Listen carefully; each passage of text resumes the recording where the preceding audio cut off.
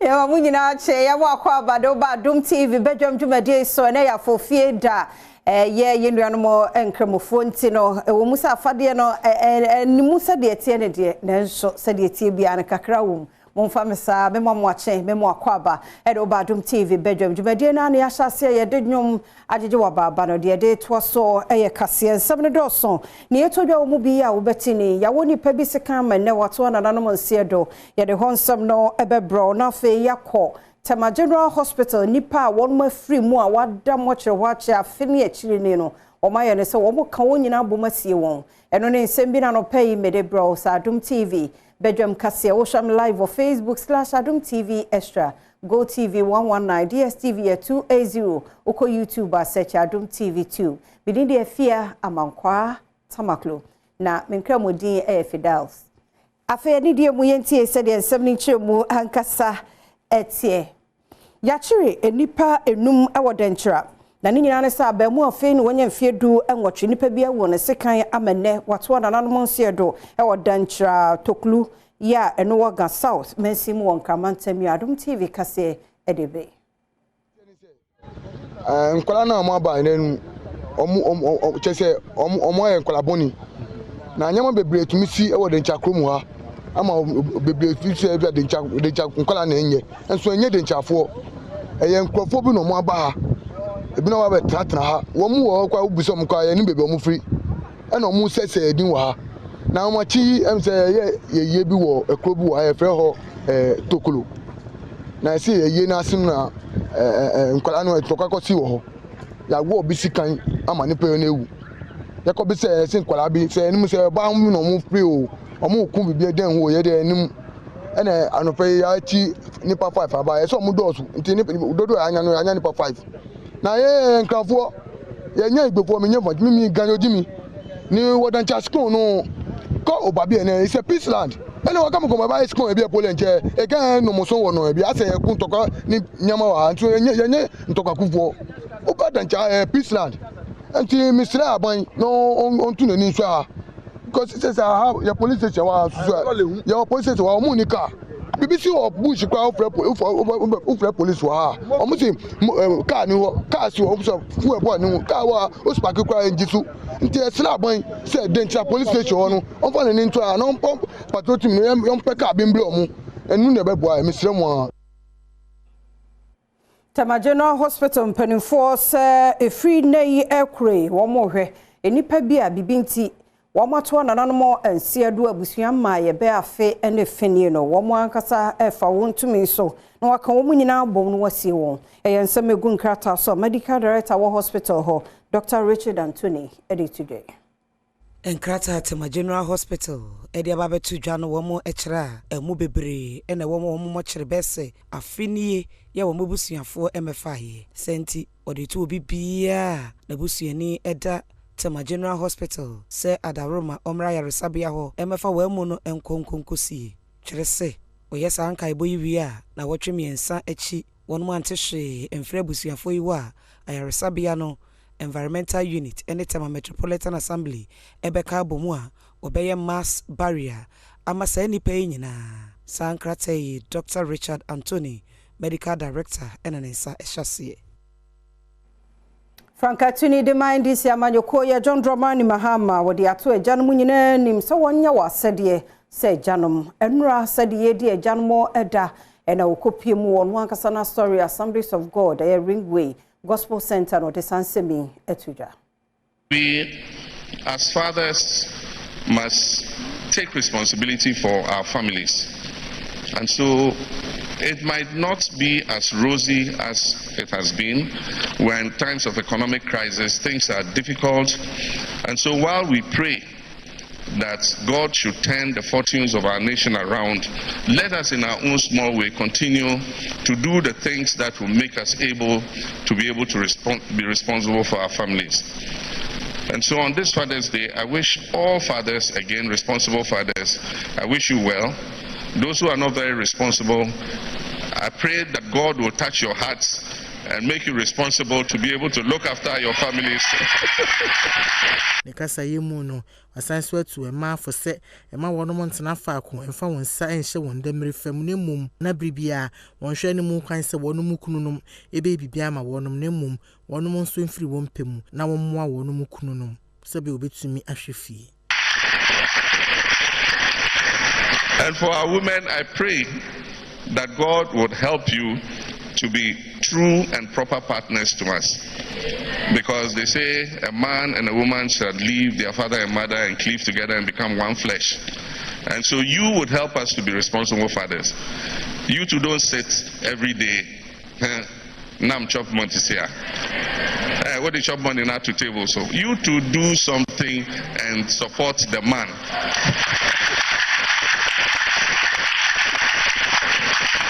Like Auntie Lodina has been doing.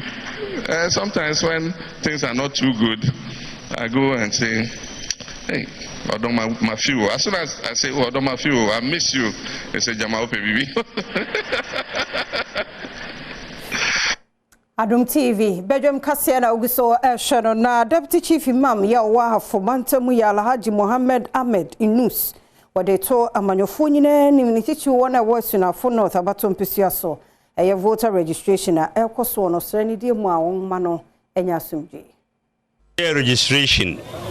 Yes, I transfer. Mitwana mo kakra efa ye district ha, that is Asunafo North. Me bo omabaso pa ye both parties. Party bia we involved bia no. Omo executives me the Allah di e de bo mpesoronko amomo. They comported themselves very very well during and after the registration and the transfer exercise. Na emum ade ampese Mr. Isian Kasa National say they should be transparent. Transparency gives us success in our country or every country in this world. Omanya transparency, inshallah Rahman, basabasa yoba, Allah will hold them responsible. Chief Imam wonu so Lagos Town Alhaji Mohammed Al Hassan ene wonu so edi tu dwaso kremoni papa bia no wogina ho ema asomdue intine sent wodi afutuo no kokobo na ema mabuno no se wonhwe wonfo ho nkwahye niema ebese Islam som no ana edifin ebeka wo Adom TV kase etoso afiwe wo ya abatuo ya babato aba abatuo wo ya adwenkyere abatuo wanyan tokwa nti yambon madina special yan zongofo tamo bia wase yan zongofo ye no ya trouble yan zongofo so yan no ya kutadia tamo bia wakasa kira peace hu wonno ya Quran na Muhammad nti obia obohunu bia se wo trouble wanya muslim bia correct muslim kremoni papa biala wonpe basabasa ye Usman se wonko kun obia wonko Usman se wonko di obi adiboni wonko because Muhammad wo komsheni wakasatia wasi kremoni biala bommadina mandi agurse ba ma obi ni moja yeden ogufum wo chiwadi wo kramusonum nti yesra Ghana mining nyinala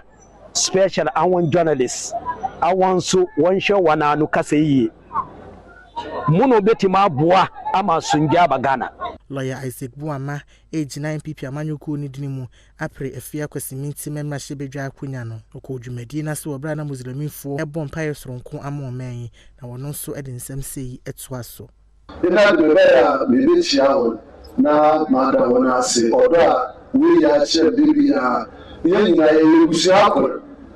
efia ne kanko ni putu ti na yeye na aroso bekawo de bia isubu iriemu bekawo enti ne mepede wo de bibia wole bia so hia ma fanche meboa wo mama siante meba ma bebu na ma bekawo ni aye enti nyankopon ofa na sujui ofa ekawo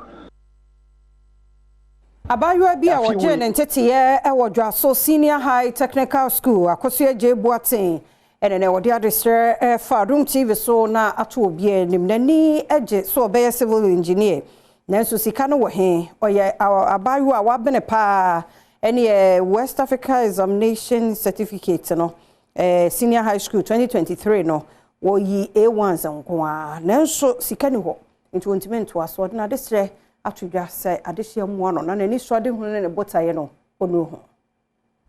We school last year 2023 we are technical I was just senior high school one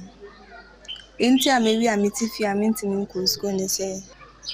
sika se mintia fie de bisa fie bi ni wasa me a make us me ma me film papa so film ti me so ane me nuanu ma no nyomotene ebo abo ame kakra school mom na so no kakra meeting dey school da pass my exams ankra ne penyimfo e waga na say some meeting me ayemboa na ba me na o ma be support me na say bi a scholarship bi mpa meeting me afeda me education technical dey Ghana ha mu bi say yembe ma course and so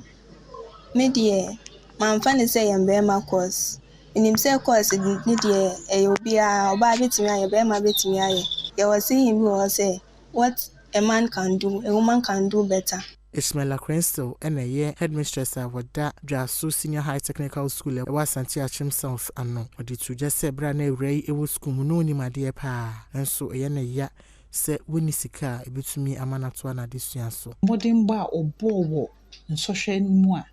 Nanka senka by this time ye Casacrano, near co friend free university,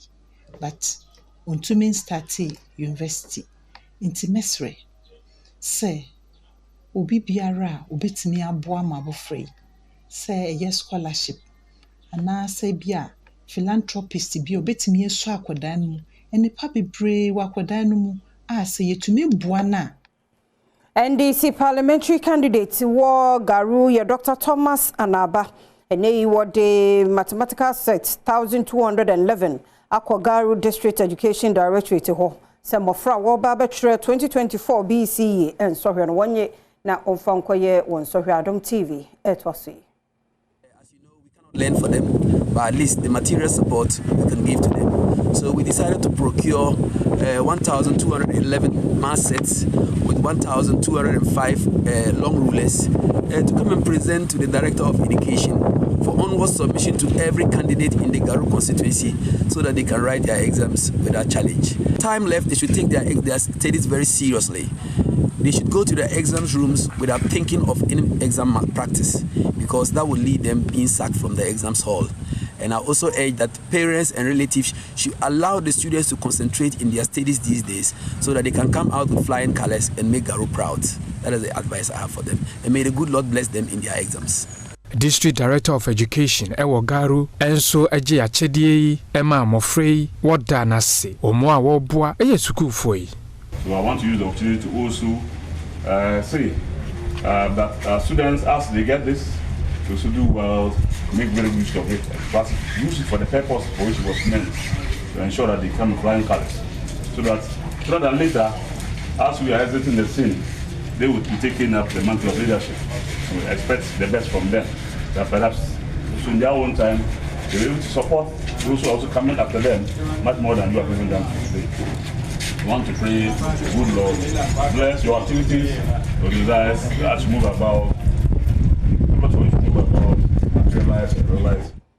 President Eda Breska International, Dr. Beatrice Wiafia Day, and he was say, Cocromato Manu for Muma, what's one another said, no, I say, Manu Musopa, and what my gun and Mundi Bibrame, Nina, and I say, you Nintem, you Hunuswa, near the Tituan, and San Bedru, Sabia men before her. Na say jense mo futu nsam no de afaso atodwa se wo se ye me aniko ye no fono ho na bibi se esia ye hunentem Adom TV etwaso enipa enya na ekosoro wo mo ewu nsugusu a wosoro aden efise ye no ye nhye dentimi mfa niema esese ye digu apon so no ye nya mfa nye still ankrofo bebre no wo mo dwen se eye baifo yare wo dwen se ye bonsam yare eye sunsumu yare and yare no ohu sensesan ya banufu mu a is so be hospital no no de na masori fie no de niema esrasra so sɛ woyɛ ne saa na yare no ma ne kɔ n'anim enti ɛsɛ yɛde yɛ adwen kɔ so na yɛhu sɛ nneɛma bi a yɛbɛtumi ayɛ like creating awareness about the disease, doing the free screening yɛyɛ no yɛhyɛ mu kena. Choice Edu obi a kokoram yɛ tɔnofoɔ mu no ayɛ ne pɛn ama ne ho atɔ no wɔne ama ne boni nkɔmɔtwetwe mu a wɔkyerɛ hawo a wɔfa mu obra saa yareɛ no ɛbaa no so no ɛna wɔde tu gya sɛ ne kunu egyae no kora wɔ bra wɔnom ehunu sɛ kokorame bi atɔ no nufu mu nanso sanse wotu ho anamɔ nkɔ ayaresa bia ntɛm nti wotumi ɛyɛ no operation Emma mfie dumienu akyire no ogusu atiase ne sense wode ato ema nyinaa ne mu sɛ ɛyɛ a wontae enkohwehwɛ wɔn nufu mu sɛ bɛyɛ sɛ yare ni bi wo mu a apomuden mu animdefo behunu ne ntam na wasoso ano ama wo no so ab good years ni a we twame nufu am wa fefefe menya kansa mi kun jam ɔware me a na yare ne bai nti o si menya kansa ya dia obedi mechi enso enda nyame afa Dr. Wiafiso wa asam yare ntin mi kuna opam chelsea obeware me ete se ye yisuro na hu bia free ye mu se wo won ntam na wo dokɔ hospital another do ba peace and love hospital wo ntwa enufu ni firi ho breast cancer yan bonsam yare enye nto yare na enye insane yare so enti se wo won sisanye bia wo wenufu mu a menua enfant na fie ese Maminyina no so na Adom TV Badwam kase na ha na brama kwan na no pay ye de siase da ne ya wodia ene ya fofie daje wa home wo hwe me sabre ya na ne udru sprinters fi say ye free screening e de ama agya mu nyina ene ememua from 14 years no ko sprinters shall sign board endpoint will be part clinic na yegusua ye agya mu di wo so akọ hontam ne a check o de amount Mamin komrasima be mienu yi de bonkrata ase baya ne ye de abramo na fi online stories nso aye saka no ye de ato aso nti twen sisi a ye nche ekwaba